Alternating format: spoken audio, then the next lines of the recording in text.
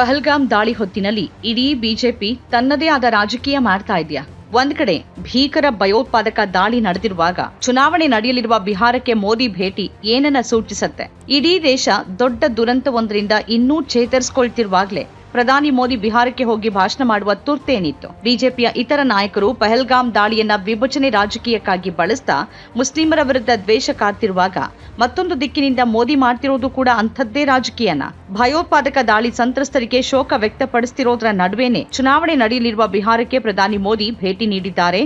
ಈ ಬೆಳವಣಿಗೆ ವಿರೋಧ ಪಕ್ಷಗಳ ತೀವ್ರ ಟೀಕೆಗೆ ಗುರಿಯಾಗಿದೆ. ಗುರುವಾರ ಬಿಹಾರದ ಮಧುಬನಿಗೆ ಭೇಟಿ ನೀಡಿದ ಮೋದಿ ಹಲವಾರು ಅಭಿವೃದ್ಧಿ ಯೋಜನೆಗಳನ್ನು ಉದ್ಘಾಟನೆ ಮಾಡಿದ್ರು. ರಾಷ್ಟ್ರೀಯ ಪಂಚಾಯತ್ ರಾಜ್ ದಿನದ ಸಭೆಯನ್ನು ಉದ್ದೇಶಿಸಿ ಮಾತಾಡಿದ್ರು.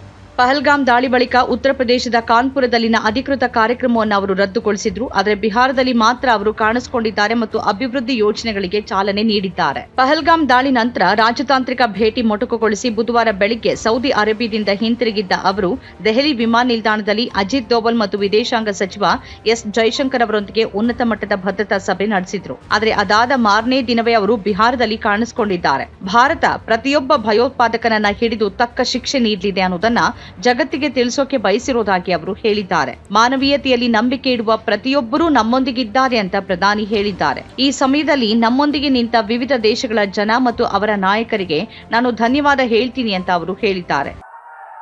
I say to the whole world, India will identify, track and punish every terrorist and their backers. We will pursue them to the ends of the earth. India's spirit will never be broken by terrorism. Terrorism will not go unpunished. Every effort will be made to ensure that justice is done. The entire nation is firm in this resolve. Everyone who believes in humanity is with us. I thank the people of various countries and their leaders who have stood with us in these times. ಇಷ್ಟನ್ನ ಇಂಗ್ಲಿಷ್ನಲ್ಲಿ ಹೇಳಿದ ಮೋದಿ ಭಾಷಣದ ಉಳಿದ ಭಾಗವನ್ನ ಹಿಂದಿಯಲ್ಲೇ ಮಾಡಿದ್ರು. ಸಾಮಾನ್ಯವಾಗಿ ಹಿಂದಿಯಲ್ಲೇ ಮಾತನಾಡುವ ಅವರು ಬಿಹಾರದಲ್ಲಿ ನಿಂತು ಇಂಗ್ಲಿಷ್ನಲ್ಲಿ ಭಾಷಣ ಮಾಡಿದ್ರು. ಅಂತಾರಾಷ್ಟ್ರೀಯ ವೇದಿಕೆಗಳಲ್ಲೂ ಹಿಂದಿಯನ್ನ ಬಳಸಿರುವ ಮೋದಿ ಭಯೋತ್ಪಾದನೆ ವಿರುದ್ಧದ ತಮ್ಮ ಸಂದೇಶವನ್ನ ಜಗತ್ತಿಗೆ ನೀಡೋಕೆ ಇಂಗ್ಲಿಷ್ನಲ್ಲಿ ಮಾತನಾಡಿದ್ದಾರೆ. ಬಿಹಾರದ ಮಧುಬನಿ ಜಿಲ್ಲೆಯಲ್ಲಿ ನಡೆದ ರ್ಯಾಲಿಯನ್ನ ಉದ್ದೇಶಿಸಿ ಮಾತನಾಡಿದ ಮೋದಿ, ಭಾರತ ಪ್ರತಿಯೊಬ್ಬ ಭಯೋತ್ಪಾದಕನನ್ನ ಮತ್ತು ಅವರ ಹಿಂದಿರುವ ಬೆಂಬಲಿಗರನ್ನ ಗುರುತಿಸುತ್ತೆ, ಬೆನ್ನಟ್ಟತ್ತೆ ಮತ್ತು ಶಿಕ್ಷಿಸುತ್ತೆ ಅಂತ ಹೇಳಿದ್ದಾರೆ. ವಿಶ್ವಕ್ಕೆ ಸಂದೇಶ ಕೊಡ ಬಯಸಿದ್ದ ಪ್ರಧಾನಿ ಅದಕ್ಕಾಗಿ ಬಿಹಾರಕ್ಕೆ ಯಾಕೆ ಬರಬೇಕಾಗಿತ್ತು ಅನ್ನೋ ಪ್ರಶ್ನೆಯೂ ಎದ್ದಿದೆ. ವಿರೋಧ ಪಕ್ಷಗಳು ಮೋದಿ ನಡೆಯನ್ನ ತೀವ್ರವಾಗಿ ಟೀಕಿಸಿವೆ.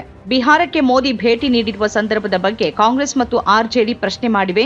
ದೇಶವೇ ದುಃಖದಲ್ಲಿರುವಾಗ ಮೋದಿ ಸರ್ಕಾರ ರಾಜಕೀಯ ಅವಕಾಶವಾದಿಯಾಗಿದೆ ಅಂತ ಅವು ಆರೋಪಿಸಿವೆ. ವಿರೋಧ ಪಕ್ಷದ ನಾಯಕ ರಾಹುಲ್ ಗಾಂಧಿ ತಮ್ಮ ಅಮೆರಿಕ ಪ್ರವಾಸ ಮೊಟಕುಗೊಳಿಸಿ ದೆಹಲಿಗೆ ಮರಳಿದ್ದಾರೆ. ಈ ಮಧ್ಯೆ ಮೋದಿ ಬಿಹಾರದಲ್ಲಿ ಚುನಾವಣಾ ರ್ಯಾಲಿ ನಡೆಸಿದ್ದಾರೆ. ರಾಷ್ಟ್ರ ಶೋಕದಲ್ಲಿರುವಾಗ ಪ್ರಧಾನಿ ಪ್ರಚಾರ ಮಾಡ್ತಿದ್ದಾರೆ ಅಂತ ಎಕ್ಸ್ನಲ್ಲಿ ಬಿಹಾರ ಕಾಂಗ್ರೆಸ್ ಟೀಕಿಸಿದೆ. ಬಿಹಾರ ಸರ್ಕಾರ ಪ್ರಧಾನಿ ರ್ಯಾಲಿಗೆ ಜನರನ್ನ ಕರೆತರೋಕೆ ಅಧಿಕಾರಿಗಳ ಮೇಲೆ ಒತ್ತಡ ಹೇರ್ತಿದೆ ಅಂತ ಆರ್ಜೆಡಿ ಆರೋಪಿಸಿದೆ. ಪಹಲ್ಗಾಮ್ ಭಯೋತ್ಪಾದಕ ದಾಳಿಗೆ ಬಲಿಯಾದವರ ಅಂತ್ಯ ಸಂಸ್ಕಾರನೂ ಆಗಿಲ್ಲ.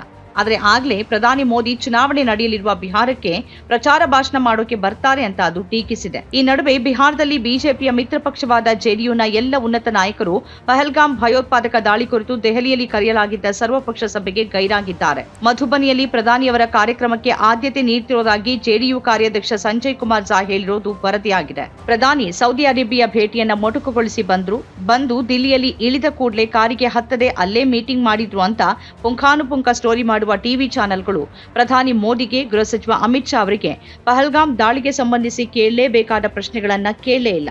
ಇಷ್ಟೊಂದು ದೊಡ್ಡ ದುರಂತ ಆದ ಬೆನ್ನಿಗೆ ಬಿಹಾರದ ಕಾರ್ಯಕ್ರಮಕ್ಕೆ ಹೋಗುವ ಅಗತ್ಯ ಇತ್ತ ಅಂತ ಒಂದೇ ಒಂದು ಮಡಿಲ ಮೀಡಿಯಾ ಪ್ರಶ್ನೆ ಮಾಡಲಿಲ್ಲ. ನಮ್ಮ ಕಾರ್ಯಕ್ರಮಗಳನ್ನ ನೀವು ನೋಡ್ತಾ ಇದ್ರೆ ನಮ್ಮ ಚಾನೆಲ್ ಅನ್ನ ಸಬ್ಸ್ಕ್ರೈಬ್ ಮಾಡಿ, ಪಕ್ಕದ ಬೆಲ್ ಐಕಾನ್ ಒತ್ತಿ ನಮ್ಮನ್ನ ಬೆಂಬಲಿಸಿ. ಹಾಗೆ ನಮ್ಮ ಕಾರ್ಯಕ್ರಮಗಳನ್ನ ಲೈಕ್ ಮಾಡಿ, ಕಮೆಂಟ್ ಮಾಡಿ, ಅದನ್ನ ಬೇರೆಯವರಿಗೂ ವಾಟ್ಸ್ಆಪ್ ಮೂಲಕ ಶೇರ್ ಮಾಡಿ. ನೀವು ಹೀಗೆ ಮಾಡಿದಾಗ ನಮ್ಮ ಚಾನೆಲ್ ಇನ್ನಷ್ಟು ಮತ್ತಷ್ಟು ಜನರಿಗೆ ತಲುಪಲು ನೀವು ನಮ್ಮೊಂದಿಗೆ ಸಹಕರಿಸಿದ ಹಾಗಾಗುತ್ತೆ. ಇದು ನೀವು ಯಾವುದೇ ಖರ್ಚಿಲ್ಲದೆ ಕೆಲವೇ ಸೆಕೆಂಡುಗಳಲ್ಲಿ ನೀಡಬಹುದಾದ ಸಹಕಾರ. ಧನ್ಯವಾದಗಳು.